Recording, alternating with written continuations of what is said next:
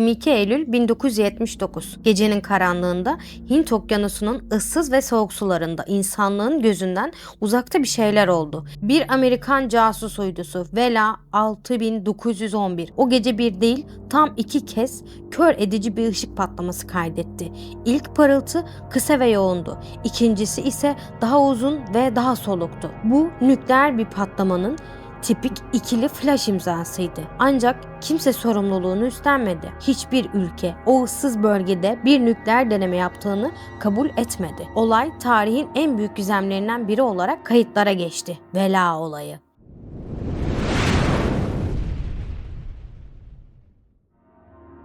Bu basit bir teknik arıza mıydı? Yoksa bir meteorun atmosfere girişi gibi doğal bir fenomen mi? Belki de iddia edildiği gibi uydunun sensörlerine çarpan küçük bir uzay çöpüydü. Ancak bu açıklamalar, deliller tam olarak örtüşmüyordu. İkili flash o güne kadar sadece nükleer patlamalarda gözlemlenmişti. Bu durum olayın sıradan bir arıza olmadığını düşünenleri haklı çıkarıyordu. Dünya gizli bir nükleer denemenin şokuyla sarsılmıştı. Ama eğer öyleyse bunu kim yapmıştı?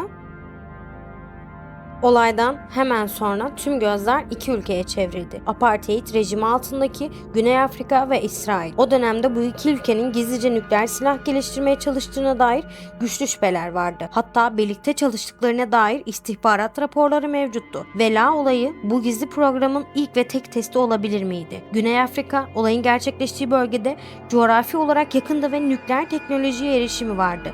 İsrail ise nükleer silah sahibi olduğu iddialarını ne doğruluyor ne yalanlıyordu.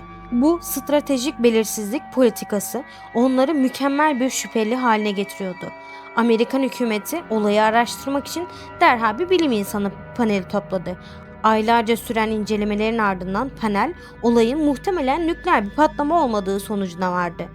En olası açıklamanın bir uyduya çarpan küçük bir meteoritin neden olduğu bir sensör arızası olduğu belirttiler.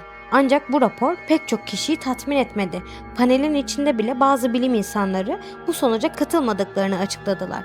Onlara göre veriler nükleer bir patlama işaret ediyordu ve diğer açıklamalar politik baskılarla oluşturulmuş zorlama teorilerdi. Peki neden Amerikan hükümeti olayın üstünü örtmek istemiş olabilirdi? Cevap dönemin hassas jeopolitik dengelerinde saklıydı. Eğer patlamanın arkasında İsrail veya Güney Afrika olduğu kanıtlansaydı bu durum Amerika'yı zor bir duruma sokacaktı. Nükleer silahların yayılmasını önleme anlaşması ciddi bir şekilde ihmal edilmiş olacaktı. Bu da uluslararası bir krize yol açabilirdi. Belki de sessizlik kaosu önlemenin en kolay yoluydu. Bu yüzden resmi açıklama olayın muhtemelen nükleer bir patlama olmadığı yönünde kaldı. Ancak parantez içindeki o muhtemelen kelimesi gizemi daha da derinleştirdi. Yıllar sonra olayın üzerindeki sır perdesi biraz daha aralandı.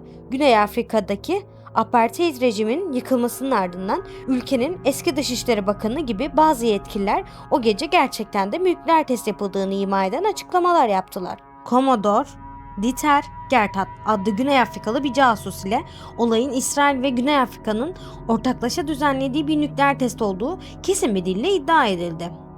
Ona göre testin kod adı Operasyon Anka Kuşu'ydu. Ancak bu iddialar hiçbir zaman somut ve reddedilemez kanıtlarla desteklenemedi. Peki başka hangi teoriler var? Bir olasılıkta patlamanın Sovyetler Birliği veya Fransa gibi bir nükleer güç tarafından gizlice gerçekleştirilmiş olması, ancak bu ülkenin neden okyanusun ortasında tespit edilme riski bu kadar yüksek bir yere test yapacaklarına dair mantıklı bir açıklamaya bulunmuyor. Test kendi sahaları varken böyle bir riske girmeleri anlamsızdı.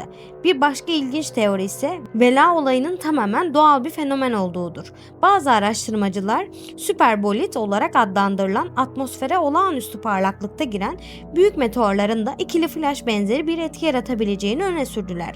Ancak Vela uydusunun kaydettiği ışık eğrisi bilinen hiçbir meteor olayıyla tam olarak eşleşmiyor.